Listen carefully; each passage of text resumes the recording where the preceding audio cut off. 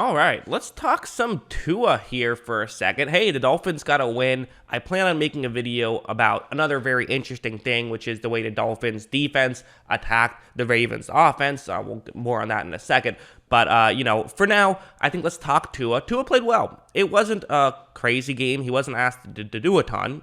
He was banged up, so that checks out. Also, he just didn't throw that much because he didn't start the game, so that makes sense as well. But I thought he made some good throws and played solid in what he could do. So let's get into the film and talk about the, one negative and then the rest, which were just positives. All right, let's start things off with a play like this. This is a good example of, hey, what's the criticism of Tua? He doesn't have the big arm. He can't push the ball down the field. Well, this is him pushing the ball down the field. It looks like a cover 6 concept, which the way to think about that is it's sort of like on half of the field, it's quarters coverage. On the other half, it's a cover 2.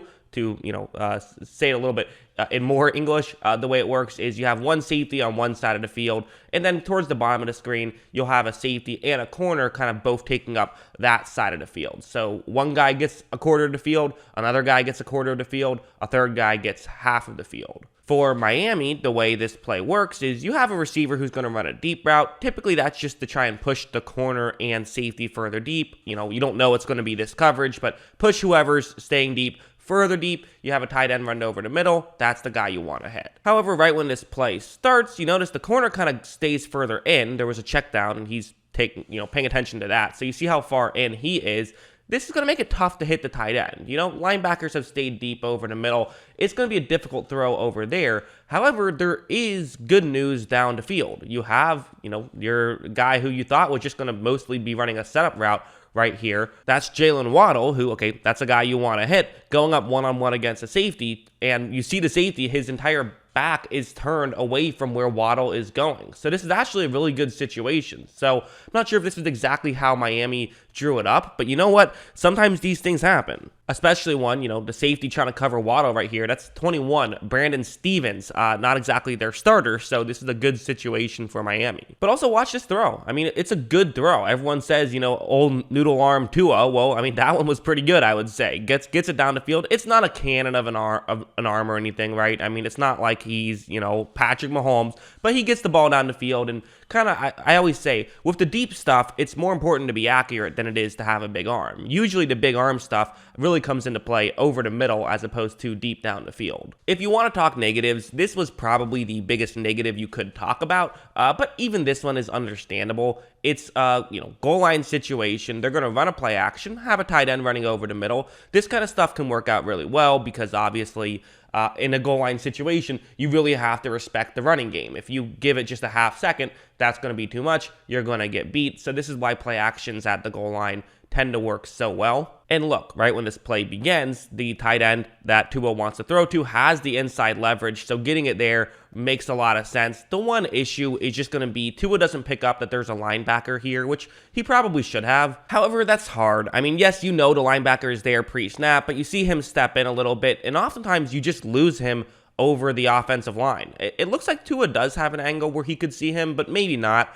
You see this happen a good amount where, you just can't see the linebacker because he's behind offensive and defensive linemen. You just don't know where he is. That happens, especially in red zone situations. I remember Tom Brady in the AFC Championship game against the Chiefs threw an interception that way. It happened. You see Tua kind of floated up, and it was, great defensive play there to knock it away. Could have been intercepted. If you want to call that a negative, you can. I would kind of consider it a negative but an understandable one and not really a big deal in my opinion. But, I like to show these plays because sometimes, you might think it's a bigger deal than I do.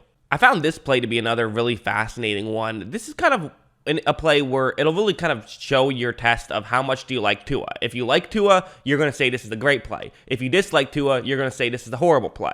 I would consider this is kind of one of those weird plays where it's an above replacement level play, but it's below a great player play. And you'll see what I mean once we break it down. So it's man coverage, and Tua's first read is going to be Waddle. It's against man coverage, and the guy you want to throw to here is actually going to be Isaiah Ford. That is going to be Tua's first read on this play. So, okay, makes sense. It's a play that can absolutely get open. And so right when Tua takes the snap, you see that, this route, it's getting close to the first down marker right here.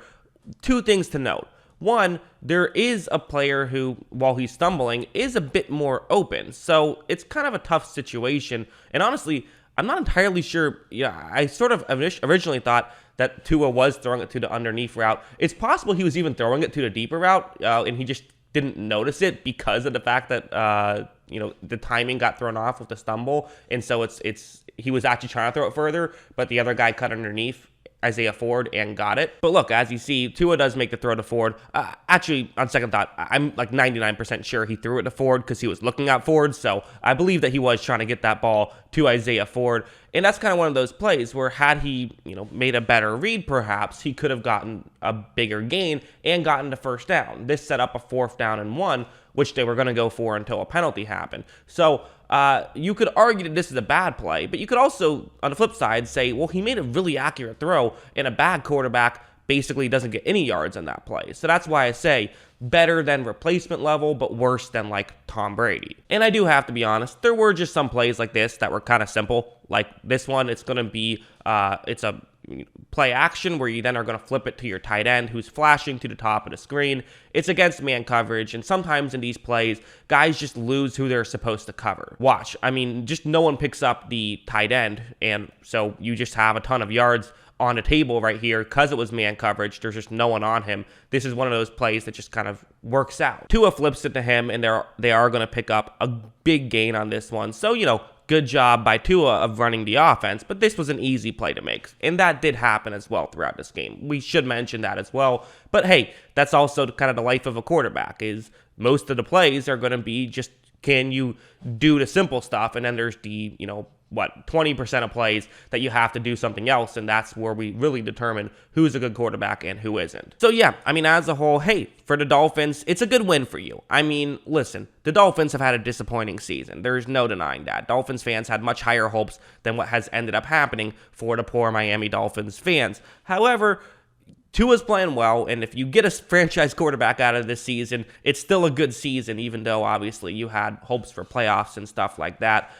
There still are if you have concerns about Tua's ceiling, that is fine, but at least his floor is getting a lot higher, right? At least he's showing that he maybe can have something, and that's what you hope for. So, yeah, that's what I think about this game, what I think about Tua's performance. Probably will make a video on the other side of the ball at some point this week, so be on the lookout for that. Hope you guys enjoyed this video. Let me know in the comments what were your thoughts on Tua's performance. Always love hearing from you, and of course, as always, thanks for watching.